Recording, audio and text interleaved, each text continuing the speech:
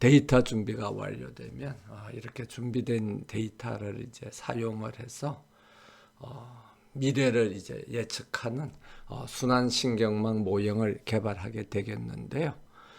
순환신경망 모형을 개발하려고 그러면 먼저 과거에 얼마만큼의 데이터를 이제 사용을 해서 순환신경망 모형에서 이제 미래를 예측을 할 것이냐 하는 이 과거 데이터의 이제 사용 폭을 이제 결정을 해야 됩니다. 그래서 이렇게 사용하는 과거 데이터를 통칭 이제 입력창이라고 그렇게 이야기를 합니다. 그래서 인풋 윈도우. 그래서 인풋 윈도우의 이제 길이 폭을 이제 결정을 해야 되는 거죠. 그래서 그래서 그 인풋 윈도우의 폭을 이제 길이를 인풋 위드스라 그렇게 이야기를 하는데 영어로는 폭이라고 그렇게 하지만 우리말로는 입력창의 길이가 더 부드러운 것 같아요. 그래서 예를 들면 여기 있는 것처럼 지난 하루 시간, 그러니까 지금 예를 들면 지금이 10시다. 오전 10시다. 그러면 어제 오전 10시부터 오늘 이제 오전 9시까지 하루 동안에 24시간의 데이터를 이용을 해서 내일 오전 10시의 시간을 이제 예측을 한다. 그러면 지난 그 시간의 그 폭은 이제 24시간이 되는 거죠. 그럼 24시간이 되는 거고, 그 다음에 예측할 시간의 폭, 그러니까 1시간을 예측할 것인지, 그럼 앞으로 나타나는 24시간, 그러니까 지금 10시니까 11시부터 시작해서 12시, 오후 1시, 2시 이래서 24시간을 예측할 것인지 아니면 1시간을 예측할 것인지 그걸 이제 결정을 해야 됩니다. 그래서 예측할 시간의 폭도 같이 결정을 해야 돼요. 이 예제에서는 예를 들면 내일 이 시간에 날씨를 예측을 한다. 그러면 예측할 시간의 폭은 1이 되겠죠. 그러면 지금부터 시작해서 지금이 이제 오늘 오전 10시인데 내일 오전 10시를 하려면 그 사이에 이렇게 건너뛰는 시간이 있죠. 그 건너뛰는 시간을 영어로는 오프셋이라고 그러는데 한국말로는 좀 적당한 게 사실 잘 없어요. 그래서 통칭 여러 가지 단어로 사용되는데 상대 시간 그렇게도 이제 이야기를 합니다. 그래서 하루 건너뛰어서 이제 내일 이 시간을 예측을 한다. 그러면 오프셋이 24가 되는 겁니다. 그래서 건너뛰는 시간 풀어서 쓰면 건너뛰는 시간의 길이 또는 상대 시간 건너뛰는 시간을 이제 24로 이제 한다는 겁니다.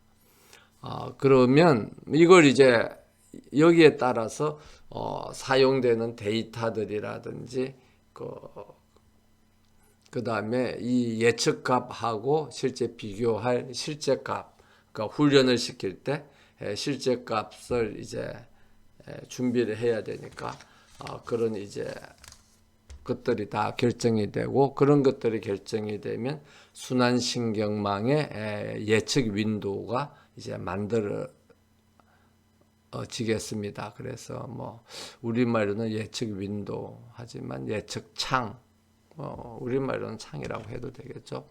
그래서 이제 또 다른 예제를 생각해 보면 입력창의 길이가 6이고 그러면 지난 6시간을 이제 데이터를 사용을 하는 거죠.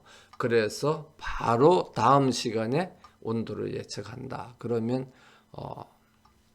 상대 시간은 1시간이고 그 다음에 예측하는 윈도의 폭은 이제 1이 되겠습니다. 그래서 전체 윈도는 이 경우에는 이제 7시간이 되는 거죠. 그래서 7시간을 가지고 이게 이제 움직여 가는 겁니다. 그런데 요 앞에 예에서는 전체 윈도는 이제 48시간, 그러니까 이틀간의 그 폭을 갖고 이제 움직여 가는 거죠.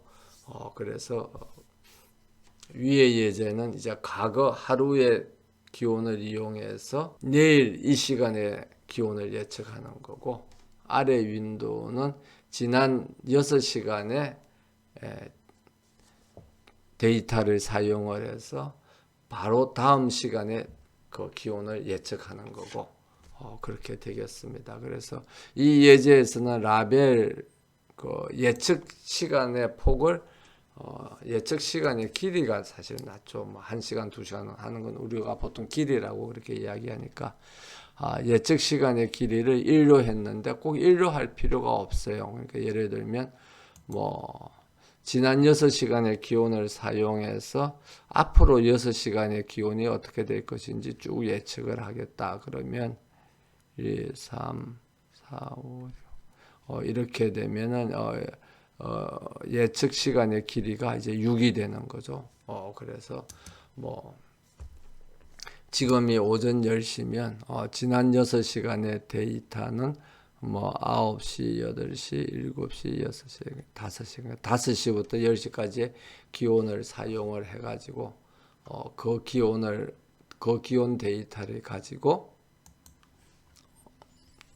이제 그 다음 11시부터 12시, 1시, 2시, 3시, 4시 그러니까 앞으로 올 6시간의 기온을 우리가 예측할 수도 있겠습니다.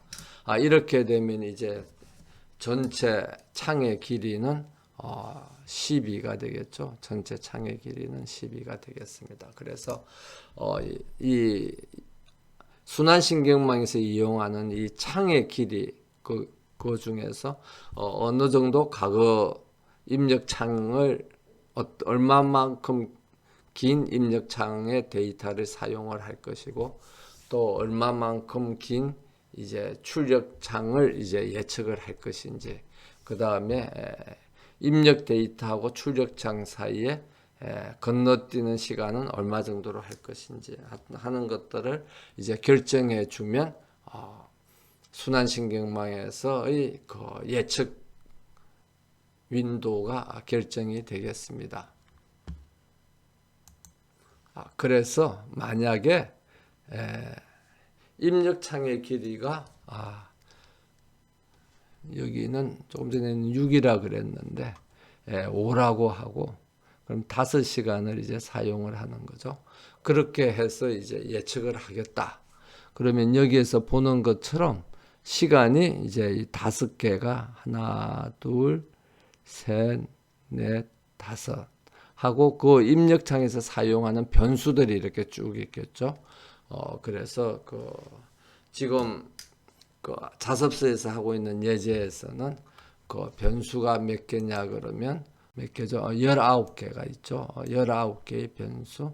그러니까 여기 보이는 것처럼 뭐 압력 밀리바부터 시작해서 데이의 하루 사이에 순환 사이클을 나타내는 뭐 데이 사인, 데이 코사인, 이어 사인, 이어 코사인 해서 다 하면 19개의 변수를 이제 사용을 해서 이제 예측을 하고 그렇게 예측을 하려면 샘플들이 또 여러 개 있어야 되겠죠.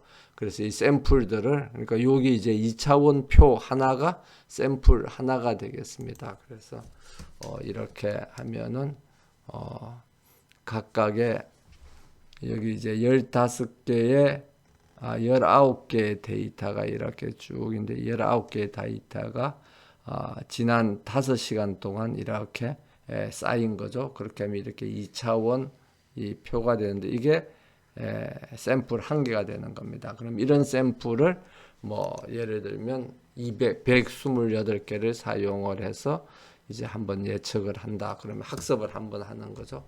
그러면 이제 샘플 수는 이제 128이면 이런 그 표가 128개가 이렇게 쭉 있겠습니다. 그러면 이 샘플들은 서로 연결될 필요가 없는 거죠. 학습을 하는 거니까. 그래서 만약 샘플이 128개가 이렇게 있다 그러면 7월 10일 날 1시부터 데이터가 이렇게 쭉 있을 수도 있고, 그 다음에 2010년 1월 1일부터 데이터가 쭉 있을 수도 있고, 그러니까 연속된 5시간의 기온 데이터를 보여주는 샘플들이 이렇게 128개가 쭉 있는 겁니다. 그래서 1년 전 거도 있고 1월 달 거도 있고 2월 달 거도 있고 8월 달 거도 있고 이렇게 샘플들이 다 모여지면 이제 그 샘플을 사용을 해서 이제 예측을 하는 그 학습을 하는 거죠. 그렇게 학습을 해서 순환신경망 모형이 이제 미래를 예측할 수 있도록 그 가중치라든지 그런 것들이 다 조정돼서 이제 예측 모형이 개발이 되겠습니다. 그래서 이걸 하기 위한 이제 첫 번째 작업이 조금 전에 보여줬던 것처럼 이제 그 예측창을 이제 설계를 하는 겁니다. 그래서 입력창을 얼마만큼 할 것이고 예측창을 어느 정도 길이로 할 것이고, 그 다음에 입력창과 예측창 사이에 오프세트는, 그러니까 건너뛰는 것은 얼마만큼 할 것인지, 그런 것들을 이제 다 설계하는 것이 이제 예측 윈도우를 설계하는 것이다. 그렇게 이야기할 수 있겠습니다.